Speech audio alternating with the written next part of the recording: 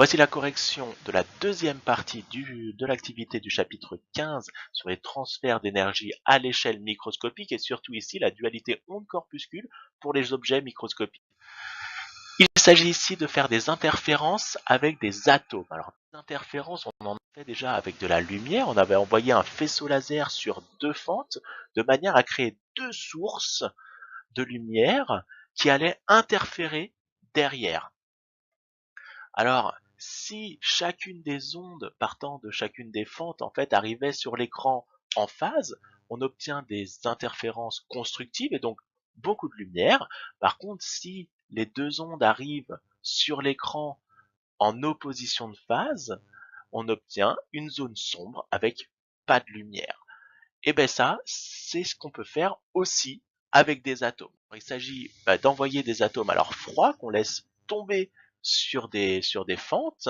Alors pourquoi froid? Parce que sinon ils vont dans tous les sens, il faut qu'ils partent quasiment immobiles, donc vraiment très très froids, et on les laisse tomber sur les deux fentes. Et ce qu'ils vont faire, c'est que tout se passe comme si c'était une onde, l'atome passe à travers les deux fentes et interfère avec lui-même pour donner cette figure d'interférence.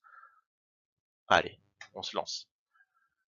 L'atome passe à travers les deux fentes, donc on peut le décrire par une onde de matière qui passe à travers les deux fentes, et cette onde qui crée en fait deux sources qui se divisent en deux. L'atome interfère avec lui-même, l'onde de matière qui décrit l'atome interfère avec elle-même, donc ça, la version qui est passée à droite interfère avec la version qui est passée à gauche, et on obtient une probabilité de présence sur l'écran de l'atome plus ou moins grande selon les positions. C'est bien une figure d'interférence qu'on a là, on va y revenir.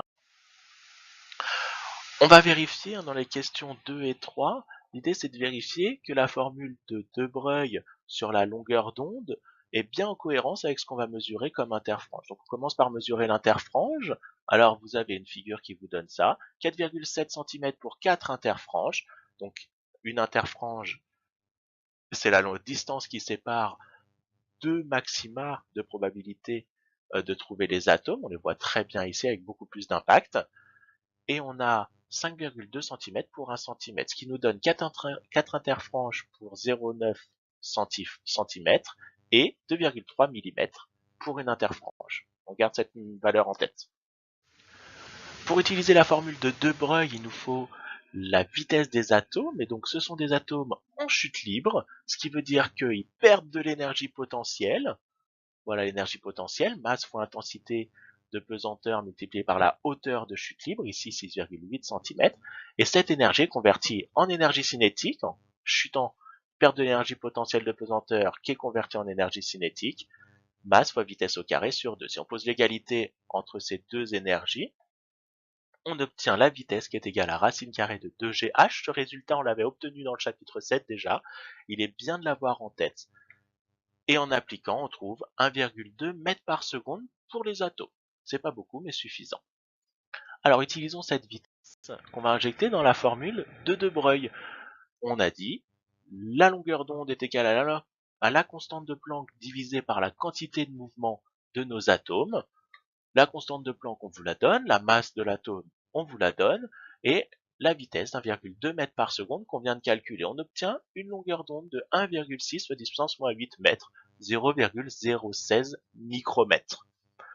Je vous donne la formule qui permet de calculer l'interférence. On l'avait déjà utilisée, elle n'est pas à connaître par cœur, celle-là. La formule de De Broglie, elle, doit être connue par cœur. Donc l'interférence, longueur d'onde, multipliée par D, la distance qui sépare les fentes de l'écran, 85 cm, divisé par A, la distance qui sépare les deux fentes, 6 micromètres. On fait le calcul et on obtient 2,3 mm, exactement ce qu'on a mesuré. Donc en utilisant la formule de De Broglie pour calculer la longueur d'onde, on obtient bien les mêmes résultats que dans l'expérience. Donc cette formule marche bien. L'atome est une onde dont la longueur d'onde est la constante de Planck divisée par sa quantité de mouvement. Ça marche. Cet atome est également une onde. On passe à la question 4. En quoi cette figure 2 montre-t-elle les deux aspects ondulatoires et corpusculaires des atomes de néon? Alors ici, si vous regardez, chaque impact est la détection d'un atome. On envoie les atomes séparément, Et donc les atomes arrivent un par un sur l'écran, et à chaque fois qu'un atome arrive, paf, ça fait un impact, on le note en noir sur la figure. Et vous voyez, là des centaines d'impacts, mais on a bien un atome qui est détecté à un endroit, donc là c'est bien un aspect corpusculaire, l'atome est présent à un endroit précis, voilà, pas comme une onde. Par contre, quand on observe cette figure là sur les centaines d'impacts qui sont reçus, ben on voit que les atomes, ils arrivent pas n'importe où. Alors ils arrivent aléatoirement, on peut pas prévoir où ils vont arriver. Par contre, on voit bien qu'il y a des zones avec une probabilité beaucoup plus importante qu'un atome arrive et des zones où aucun atome ne sont arrivés.